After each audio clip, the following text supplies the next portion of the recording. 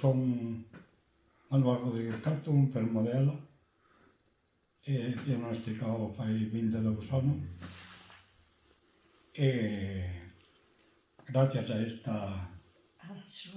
esta señora que teña aquí ao meu lado, seguimos luchando pola vida.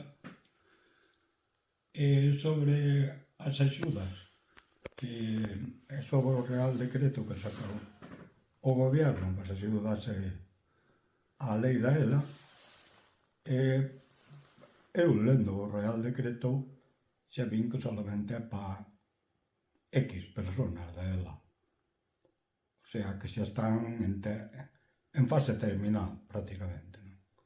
Entón, eso non é o que buscamos. A min faime falta unha persona 24 horas ao día. A min teñen que me levantar, teñen que me dar de comer, teñen que me dar de beber, teñen que facerme todo, ducharme, afeitarme, lavarme os dentes, poñerme a roupa, darme a volta na cama. O que hai que facer é a axuda antes de chegar a ese límite, é o que penso eu.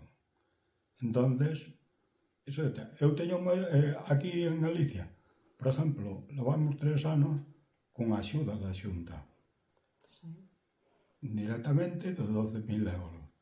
Eu teño este local, este sillón, esa cama, esa grúa, esa silla de baño, eso todo teño gracias a esas cartas que nos están dando a Xunta.